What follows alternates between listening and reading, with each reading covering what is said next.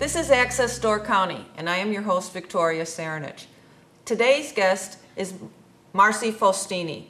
Marci Faustini is a sensei in karate, and Marci has brought with her several people and some artifacts and objects that she wants to explain about her new venture, the Living Hope Dojo.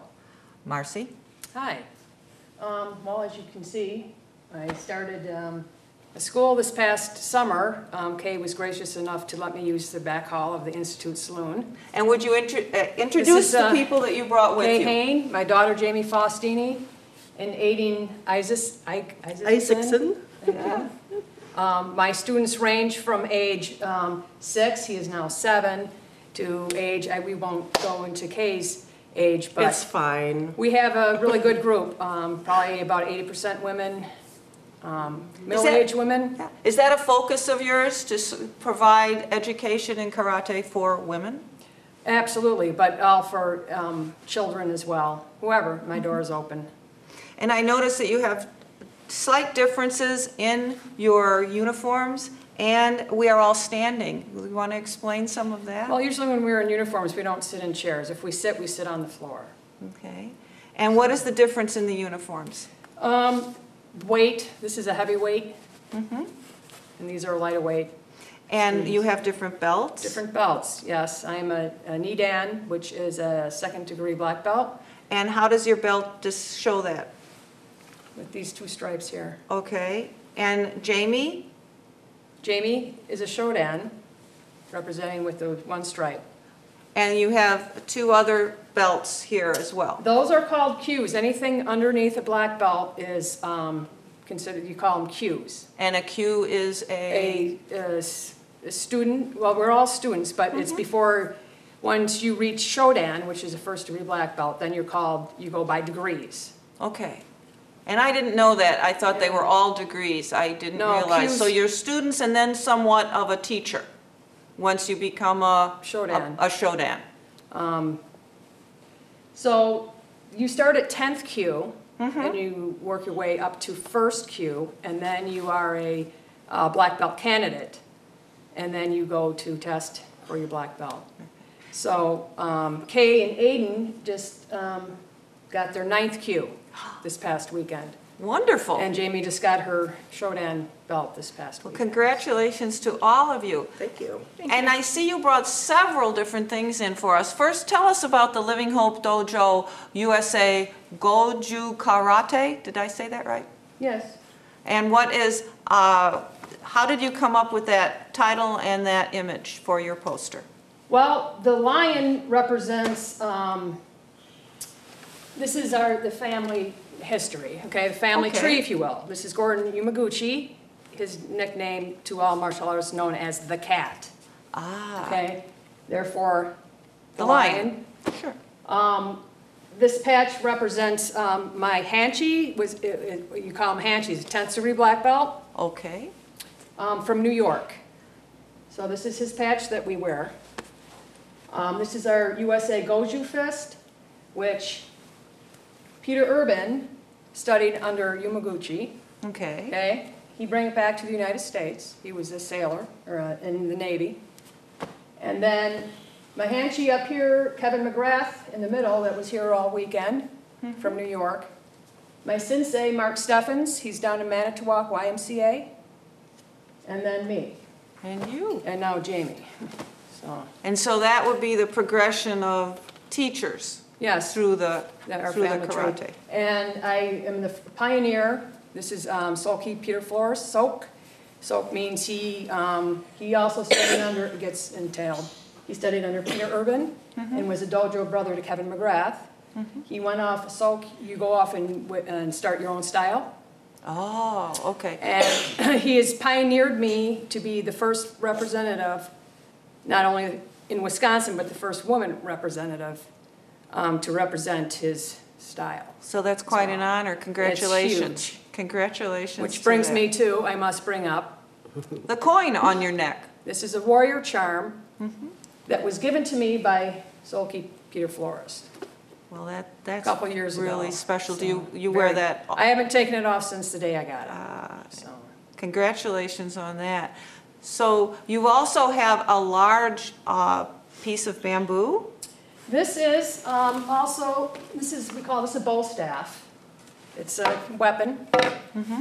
We do start to teach weapons and the history of weapons. The bow staff they used to use for hurting animals, and then it turned into, a weapon. If you needed it, it was handy.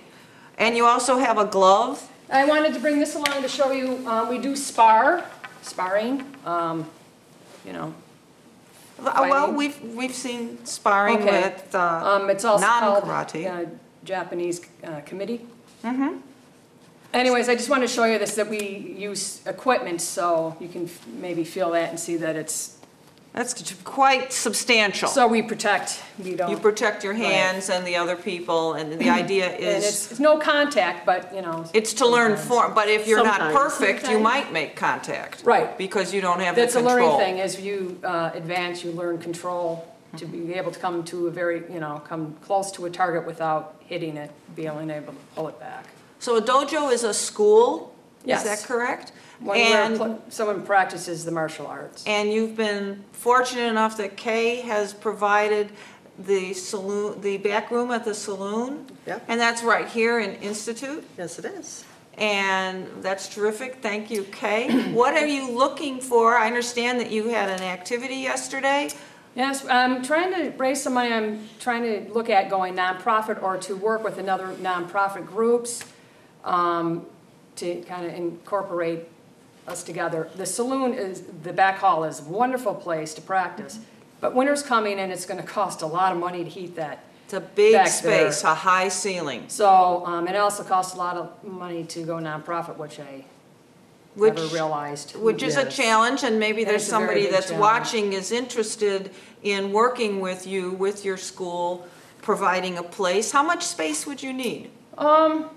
This would be a perfect space. This size room yes. of the Sevastopol Town Hall? Yes, it What, do you need a particular type of floor? Do you need it to be empty?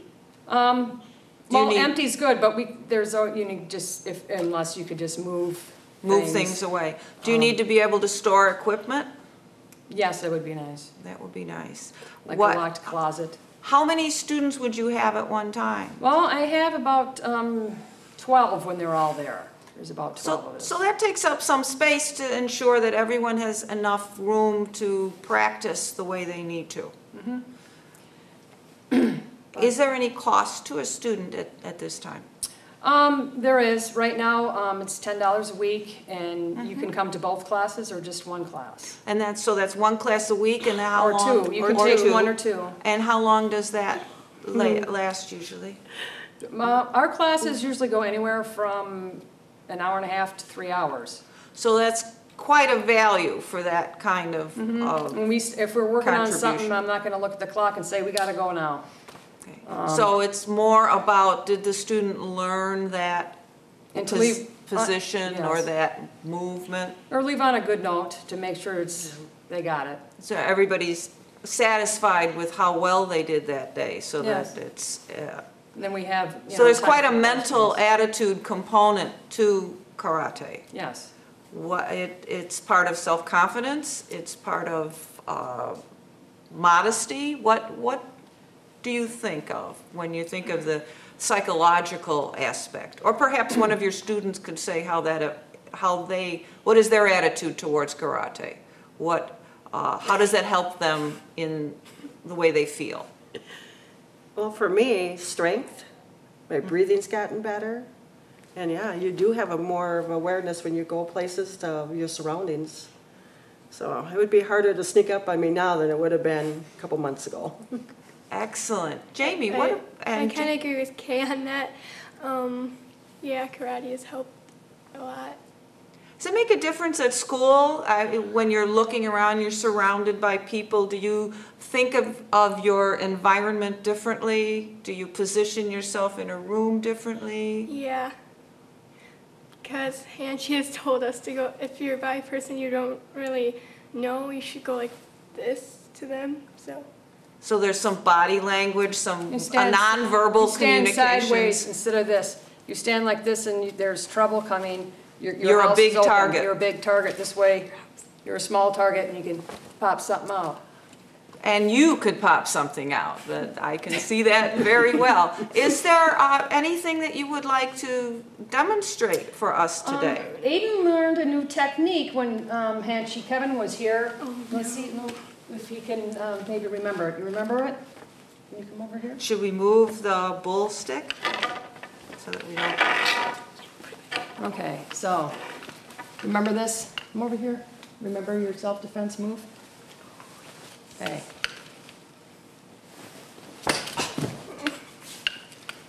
That was pretty fast, Aiden. Thank you very much. That even made a snapping noise. That was Yes, pretty, and it was, pretty good. Yeah, we had a good weekend.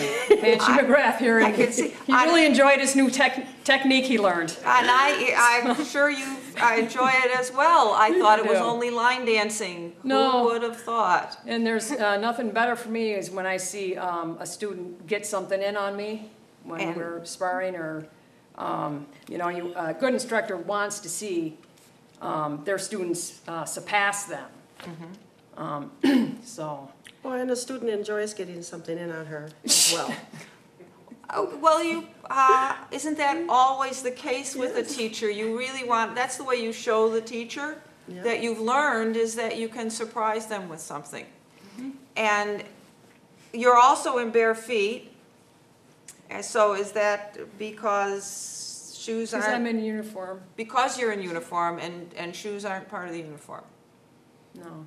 Well, I wore cowboy boots today, so Oh, I didn't think cowboy boots would go so well. would go so well with. No, my clogs didn't either. Well, when you are instructing, do you require that the students have a gi on the first day? No, not on the first day. They can come and, do a few lessons to make sure they want to invest in a uniform. So would they wear yoga clothes? They could wear Like yoga clothes or sweatpants, loose Okay. fitting. And is there any preparation that a student should have, a prospective student should have before No, you? just, And how would they contact you? well, they could call me at 746-90 cut. That's okay. I know. Jamie, what's your phone number? 746-9078. Very good. So Way to say 920-746-9078. Correct. That will be to reach Marci Faustini, Sensei Faustini, to find out more about the Living Hope Dojo USA. Are there any other plans for the immediate future for you? Just kind of trying to find a place to go for the winter. So, A place for the dojo to be located Yes. for the winter, or a place or some supporters that could help defray the cost of the additional heat that we would need at the back of Correct. the Institute Saloon. We are willing to stay there with her without charging her, but That's- Marcy has a problem with I that. have a problem with that. It's too much to ask. so. Okay. And Aiden, you were looking very firm there. Is there something you wanted to tell me?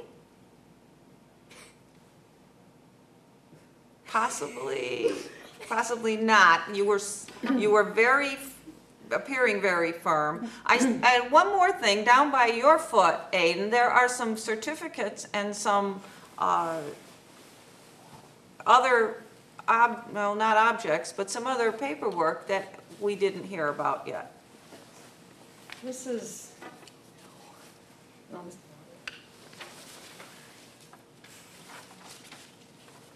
this is Jamie's that she received this, Could you hold that up in front of you, Jamie, if that's permissible? and it's And then, signed by our Hanchi, it's signed by me, it's signed by Mark Steffens, our sensei down in Manitowoc. And then many, many of my family out east, I call them my family because they are in karate. So many of them signed it for her as well. It's a great honor to have a certificate signed by so many.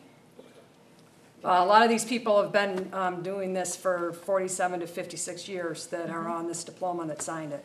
So that's a very special, Very. important diploma to keep. And then, Jamie, would you like to read what you, I wouldn't. Hanshi? Yes? A little shy. Okay.